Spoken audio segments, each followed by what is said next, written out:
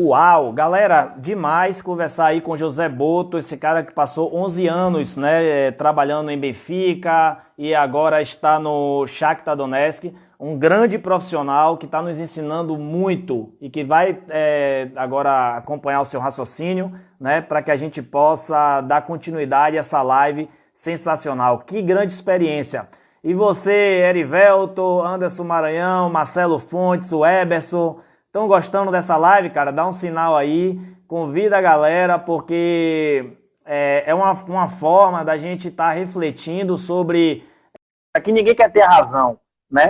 Mas uma oportunidade de falar, porque é uma oportunidade também de aprender. E ninguém é tão burro que não possa ensinar, e ninguém é tão inteligente que não possa aprender. Boto, me desculpe, mas dê sequência aí no seu raciocínio, meu amigo. Eu estava a falar da questão mental, não é? Sim. Ah, ah, a minha experiência diz-me que a maior parte dos jogadores que falham por isso. Falham porque não estão preparados para aquilo que são os grandes desafios e os grandes obstáculos que têm quando chegam ao futebol profissional. E quando falo dos obstáculos, não falo dos obstáculos que encontram no terreno de jogo. Não. Falo daquilo que gira à volta do futebol. Uh, não é preciso ser psicólogo, ter formação na área de trabalhar com aquilo que é a mente das pessoas, para perceber que alguém que, por exemplo, tem uma infância cheia de dificuldades, de repente, aos 19, 20 anos, começa a ter dinheiro que nunca pensou ou que nem faz ideia do que aquilo é, começa a ter uma série de solicitações que nunca teve, é fácil a pessoa, entre aspas, perder-se nessas solicitações. E esse, para mim, é um dos grandes desafios dos clubes, é prepararem melhor os jogadores para aquilo que são esses desafios que eles vão encontrar extra-campo na sua vida profissional. Ou seja, nós temos que preparar os jogadores para falar com a imprensa, nós temos que preparar os jogadores para se comportarem perante a torcida, temos que preparar os jogadores para o dinheiro que vão ter e não deixarem que isso influencie o seu rendimento desportivo. Temos que preparar os jogadores para as solicitações sociais que têm e prepará-los para que isso não é o mais importante e que o foco não tem que ser isso. E todos nós sabemos que essas são coisas atrativas e que é fácil alguém com 19, 20, 21, 22, 23 anos deixar-se ir nesse caminho, não é?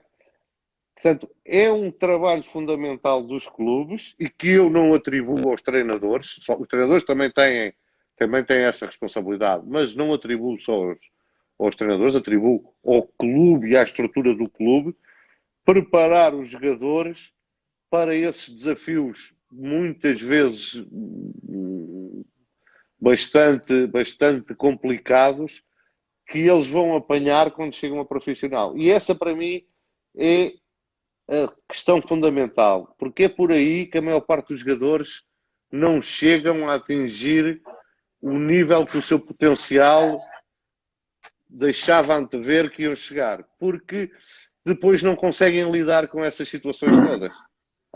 Vocês têm Maravilha. vocês têm exemplos fabulosos. Como é que um miúdo que mora numa comunidade, numa favela, que sempre viveu com grandes dificuldades, que via o pai e a mãe muitas vezes não conseguirem chegar com dinheiro a casa para eles comerem. E de repente, aos 19 anos, ganha aquilo que a sua família nunca vai ganhar em toda a vida, não é? Saber gerir isto é muito complicado, não é? E depois fazer perceber ao jogador que esse dinheiro não vai durar sempre, que o facto de ter muito, muito dinheiro e que lhe vai abrir algumas portas, muitas vezes não é bom, porque ele tem que se focar naquilo que é a sua profissão, porque é essa que lhe vai dar o sustento e que lhe vai dar o futuro. Isto tudo muitas vezes não é fácil de lidar, eu sei que não é fácil, porque já tive também muitas experiências com isso, e é um ponto onde os clubes têm que melhorar muito, que é preparar o jogador para aquilo que vai encontrar extra-campo quando chega ao futebol profissional. Maravilha. Eu acho que um dos caminhos é preparar os treinadores, né? O clube precisa ter uma formação também, investir na formação dos treinadores. O treinador muitas vezes ele chega com a formação ao clube e somente com aquela formação ele continua ali 1 ano, 2 anos, 3 anos, e o próprio clube não cria esse trabalho de desenvolvimento para que esses treinadores ele possam conhecer dessas ferramentas que vai potencializar os seus resultados na questão de desenvolver o atleta. Hoje a gente está falando de desenvolver o atleta, mas na verdade a gente fala sobre desenvolver o ser humano, o atleta, né? Porque quando chega a essas questões, Boto, não é só a formação técnica, tática e física que vai modelar o seu desempenho. São questões fora do jogo. A gente conversou ontem com o Marcelo Guedes, um atleta que saiu daqui muito cedo do Santos para... Eu não lembro qual foi o país que ele foi primeiro, mas ele rodou em vários países aí da Europa, inclusive jogou no Besiktas, hoje ele está no Olympique Lyon, né? E eu perguntei para ele, o futebol mudou, o jogo mudou? Ele falou para mim, rapaz, o futebol mudou desde quando eu saí de Santos, que eu fui pela primeira vez para a Europa, porque eu pensava o futebol de uma forma e o futebol é de outra forma. Eu não sabia quanto que as questões financeiras ela interferia nos meus resultados dentro de campo. E em algum momento eu precisei ter especialistas ao meu lado para que eu cuidasse da minha carreira de campo e tivesse pessoas cuidando de outras partes. A gente sabe que muitas vezes, muitos atletas, nessas transferências, eles pela alegria de estar passando por aquela transferência, de estar indo para um outro clube, para a Europa, para um outro ambiente, ele não se atém a alguns detalhes dessa negociação. E muitas vezes eles só vão saber disso depois.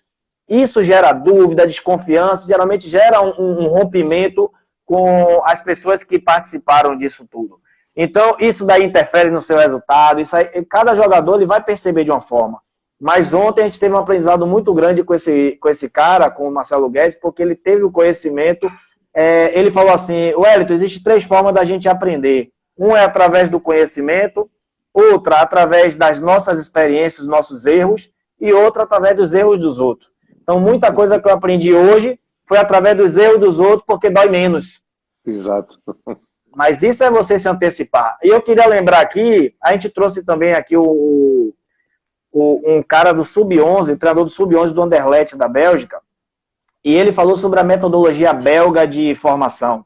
A gente sabe que nesses países a mudança não é tão grande, então facilita esse processo de criar-se uma metodologia e não mudar de 3 em 3 anos. Então isso tem facilitado para que a Bélgica ela tenha ganhado espaço muito importante no cenário nacional, mas isso começa das categorias iniciais, quando eles desenvolvem os seus treinadores através de algumas ferramentas que desenvolvem esses atletas, né, para ser um atleta não somente em campo, mas um atleta da vida, porque a vida exige da gente alta performance.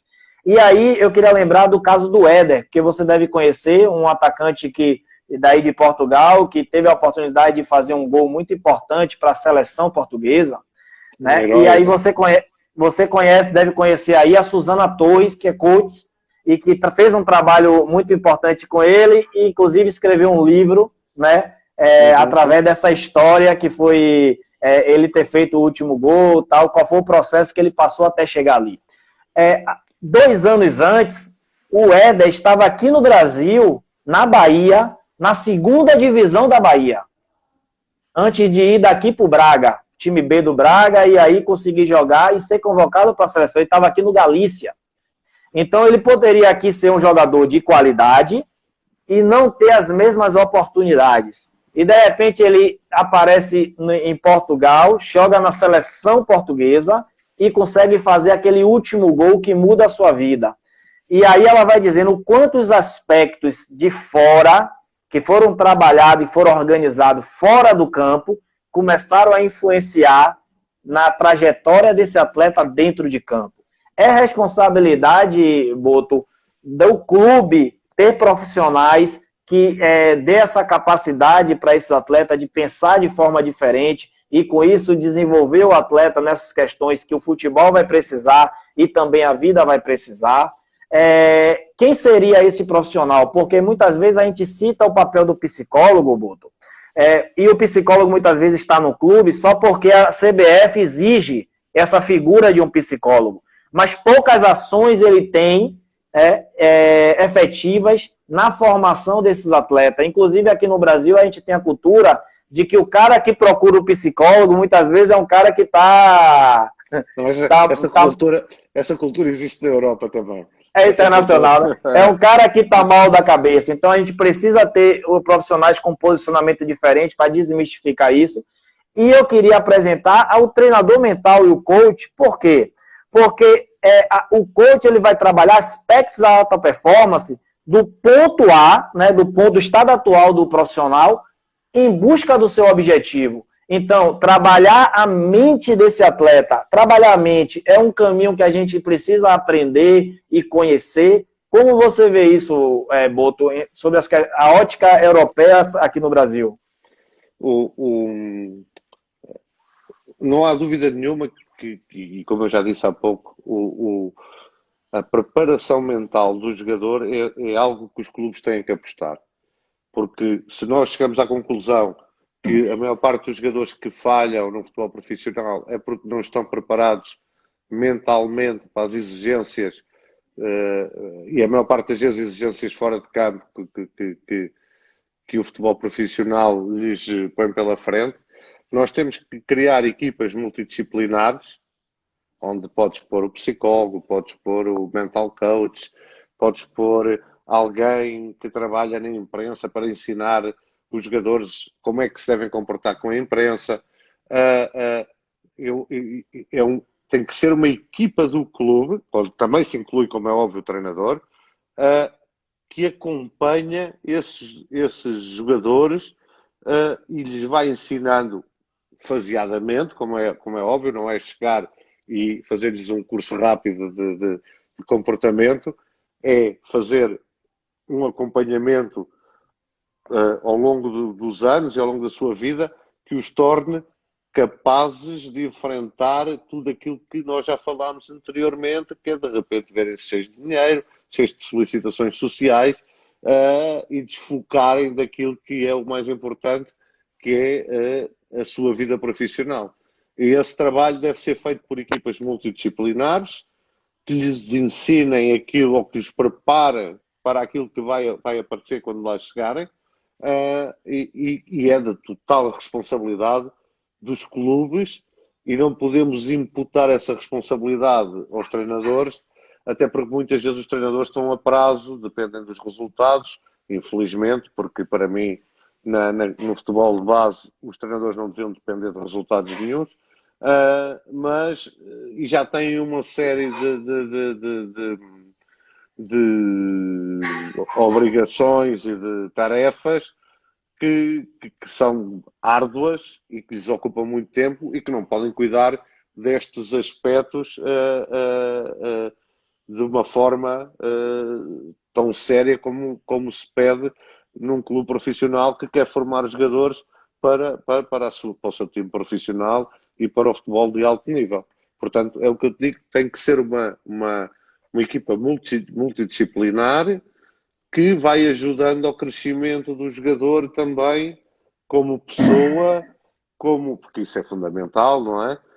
Mas preparando para coisas que são específicas e difíceis, mas que são específicas de quem chega ao futebol profissional, não é? Porque nós todos devemos ser formados como excelentes seres humanos, mas nem todas as profissões colocam problemas extra à profissão, ou seja, ou por causa pelo motivo de teres esta profissão, traz-te uma série de solicitações, infelizmente ou felizmente, a maior parte das profissões não te trazem essa visibilidade e esses problemas.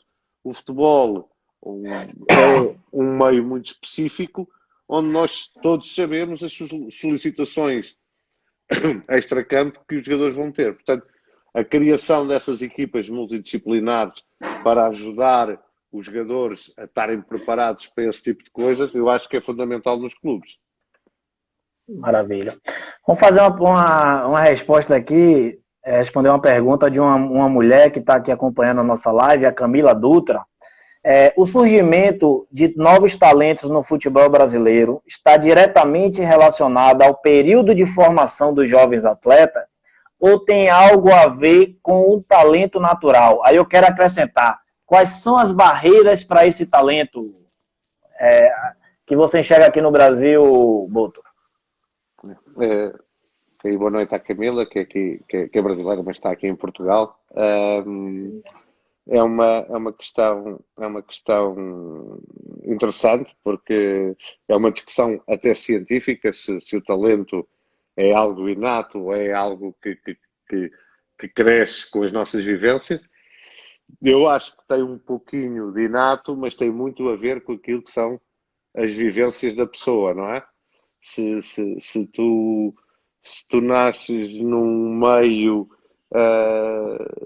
onde a tua família ouve muita música, onde tu tens disponibilidade para teres acesso a instrumentos musicais, se calhar tu estás mais aberto a vires a ser um bom músico do que numa família. Agora, isso não quer dizer que não venha a ser um bom músico alguém que não tem nenhum desses ambientes e só pelo gosto. Portanto, o talento tem as duas vertentes.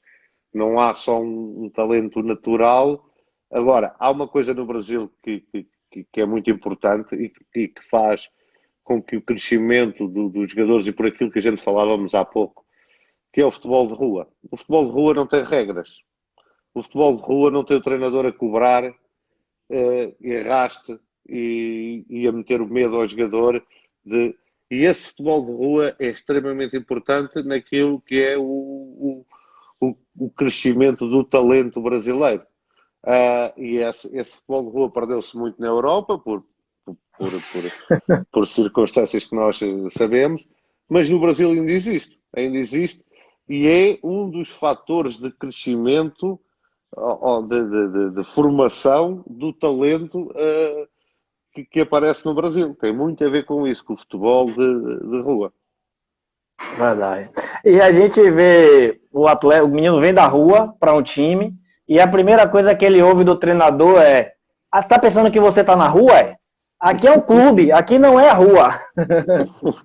Então, é uma linguagem o que é que essa linguagem, o que é que essa comunicação diz para a mentalidade de um garoto de 11, 12 anos que foi ali porque alguém viu o talento dele na rua e levou ele para o clube? Isso daí vai refletir lá na frente, né? A gente sempre está conversando sobre isso.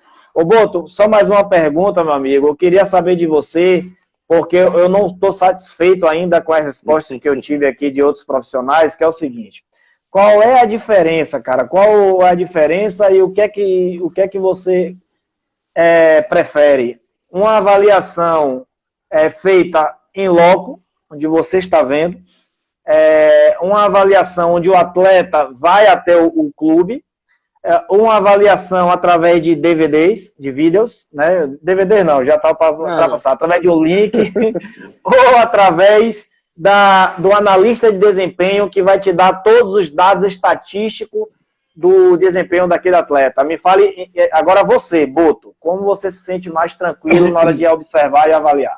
Bem, para mim nada substitui a avaliação que é feita ao vivo, pelos motivos que eu já falei há pouco, porque ela permite-te não só avaliares o desempenho técnico ou tático do jogador, mas permite-te perceber muitas coisas do caráter do jogador, não é?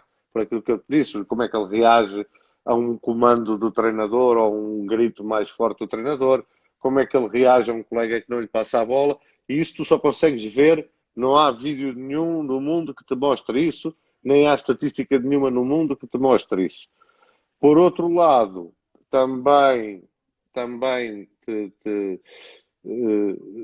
das questões técnico-táticas, o vídeo, aquilo que é a transmissão televisiva, foca-se no centro do jogo, que é onde está a bola, não é? E tu não consegues ver os comportamentos técnicos e táticos do jogador fora do centro do jogo. E isso é importantíssimo para a avaliação do jogador. Em relação àquilo que hoje está muito em voga, que é a estatística, eu penso que é um auxiliar, que pode ser um auxiliar em algumas dúvidas que tu tens ou em alguma triagem que tu queres fazer inicialmente, mas não sou um fã, confesso, não sou um fã da estatística, até porque para mim o futebol é algo que é irrepetível, ou seja, tu podes ver algo parecido, mas nunca vês nada igual, porque nem que seja o ambiente que muda, o gramado que é um bocadinho mais alto num sítio e no outro sítio é um pouco mais baixo, e eu costumo dar este exemplo. Um passe certo é um passe certo em todo o lado do mundo, não é? Sim. Mas um passe certo feito no Maracanã com 60 mil pessoas, num Fla-Flu ou num Brasil-Uruguai ou num Brasil-Argentina, é diferente de um passe certo feito numa segunda divisão de Portugal, num estádio vazio com 100 pessoas, não é? Ele é um passe certo, mas o valor desse passe é completamente diferente. E isso muitas vezes a estatística não te dá. Dá-te que o jogador X fez 5 passos certos e o jogador Y fez 5 passos certos. Agora, o valor qualitativo desse passo certo é muitas vezes diferente e tu só olhando, vendo, sabendo onde é que ele foi feito, é que tu tens essa percepção. Portanto, para mim, a observação ao vivo é a melhor de todas. A observação em vídeo ajuda, e hoje existem plataformas de vídeo como o iScout, o Instat, que são, tu tens, passado uma hora, tu tens disponível todos os jogos que houve há uma hora atrás, não é? Mas tu consegues cortar ali sem grande trabalho, sem pedir a nenhum analista, eles próprios já te cortam todas as ações individuais do jogador, tu tens dúvidas num lateral, se consegue cruzar bem no último terço, ou que tipo de cruzamento é que ele faz, tu selecionas os cruzamentos todos dele e vês, estás ali 20 minutos sentado a ver os cruzamentos dele de uma época inteira. Essas ferramentas são fundamentais para nos ajudarem na tomada de decisão. Mas a observação ao vivo, para mim, eu não tenho dúvidas nenhumas que é a mais importante. Maravilha. E cada vez mais confiar no próprio feeling, né? No sentimento que você tem ali quando vê a atitude do atleta. Eu acho que isso daí é um ponto que chama logo a atenção. Boto, eu quero te agradecer, cara, por você estar com a gente até agora, por essa aula, a maneira como você fala sobre o assunto, a tranquilidade como você se expõe diante de temas, de certa forma, polêmicos. É muito legal, porque aqui a gente não quer ser o dono da verdade, mas a gente gerar um ponto de reflexão, né, um ponto de embate para a gente perceber quem são os autores do futebol, quem são as pessoas que fazem o futebol acontecer, que o futebol não é só a bola, não é só o atleta, existem várias pessoas envolvidas, e nada melhor do que a gente ouvir de vocês e aprender com vocês. E nessa noite não foi diferente, você elevou o nível aí das nossas lives, e eu queria agradecer também a todos que estiveram com a gente aí, fazendo perguntas. Me perdoe se a gente não respondeu todas, mas eu acredito que a gente respondeu até a mais, algumas muito importantes. E claro que tudo isso por causa dessa pessoa maravilhosa aí que é o Boto, essa humildade de ensinar, de falar sobre o assunto que ele vive, que ele gosta. Quero muito, muito, muito, quando você estiver aqui no Brasil, ter a oportunidade da gente bater um papo, porque será um crescimento cada dia maior. E agora a gente está conectado. Queria que todo mundo agora, Boto, printasse a tela para depois marcar a gente lá no Instagram. Galera, faz um print aí da tela, marca aí o Boto no Instagram, diz o que é que você achou dessa grande live, né? Amanhã a gente vai ter a oportunidade de conhecer o Gabriel Bussi, ele que é treinador do Sub-17 do Avaí, e é professor na CBF Academy, ou seja, ele trabalha na atuação de novos treinadores. Então vale a pena a gente bater um papo com esse cara, tentar entender o que é que está na mente dele, o que é que ele pode nos ensinar. E mais uma vez, gratidão, Boto, e faço as considerações finais, e muito obrigado. Obrigado, é sempre um prazer poder partilhar com toda a gente aquilo que é a nossa experiência, porque é da acumulação de experiências que sai o conhecimento, e eu gosto muito de partilhar. Às vezes nós, com as épocas a decorrer, não temos tanto tempo para este tipo de coisas. A única coisa boa que esta situação horrível que o mundo atravessa trouxe foi podermos parar um bocadinho e podermos partilhar um bocadinho daquilo que é o nosso conhecimento, de aprendermos uns com os outros, de refletirmos, que isso é importante para o crescimento não só pessoal, mas para o crescimento daquilo que tanto gostamos, que é o futebol, e agradecer essa oportunidade e dar um abraço muito forte a todos os que estiveram a ver, e especialmente ao Wellington, e que se cuidem todos e que rapidamente a gente ultrapasse esta situação e nos encontremos todos naquilo que mais gostamos, que é num campo de futebol. Obrigado e boa noite. Um abraço aí, que Deus abençoe a todos, uma boa noite. Obrigado a todos. Obrigado.